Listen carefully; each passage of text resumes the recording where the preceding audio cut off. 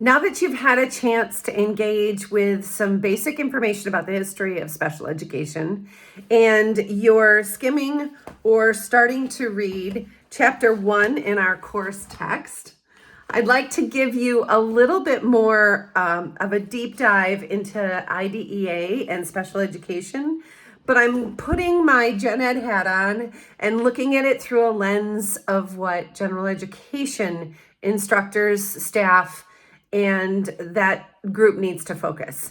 I will admit our text takes a pretty deep dive into special education. And I know that the levels of understanding and specialty for general education teachers and special education teachers is very different. And I've tried to honor that. The first thing we're going to take a look at are the 6 elements of IDEA. And those are 6 terms that the next slides are going to provide you with more resources for.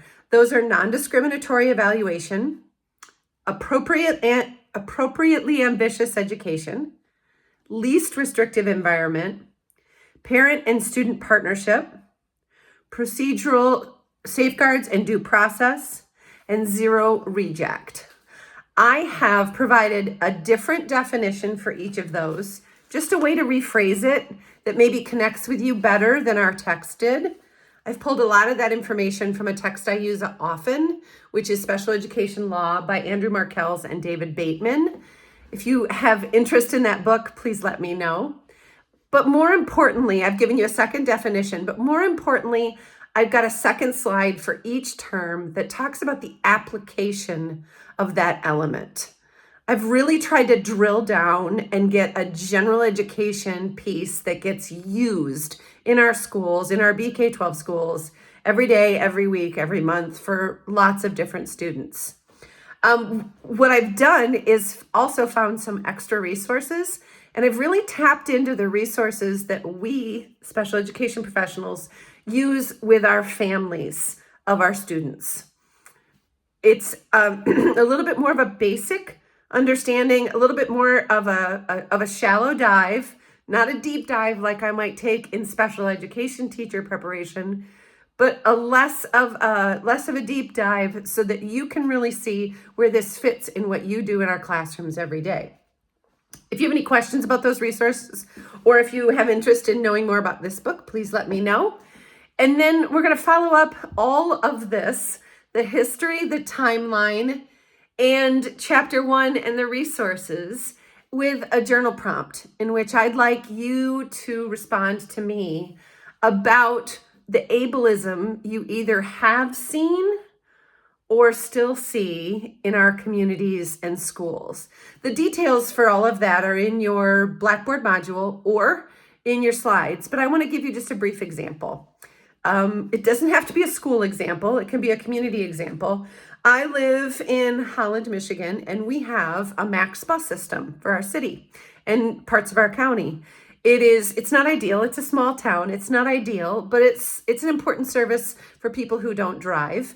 And I will say, persons with disabilities, medically, there's lots of reasons that they don't drive. And people with disabilities seem to be a larger population of people who don't drive. I'm making a generalization and I'm tying it to ableism. So I have students and friends who've had seizures. And when you've had a seizure, legally you can't drive. I think it starts at 6 months after you've had your last seizure. The township that I live in will not fund or pay into the millage or consider extending the MAX bus service out to our community. We live about 5 to 7 miles outside of downtown Holland. My township's much closer. It can be 2 to 3 miles outside of downtown Holland. We've pushed for this. We've asked why. We've dug. We've tried to get it on the millage.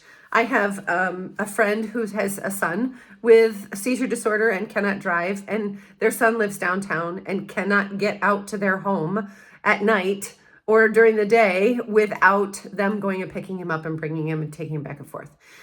And this is an example of ableism. I'm going to dig a little bit deeper and look at some of the layers. Why won't we have buses out here? And we've asked our county administrators. And one of the examples they give is because there are no resources for people out here. There are very few hotels, very few grocery stores. There's no temporary housing. And while I understand that layer, part of me thinks, but that doesn't mean they don't belong in our community. That doesn't mean they don't have connections in our community. I get very upset about this because we have had in the past a little airport. We have boat launches. We have 2 dog parks, but we don't have transportation for our community members or people that want to come to our community that don't drive.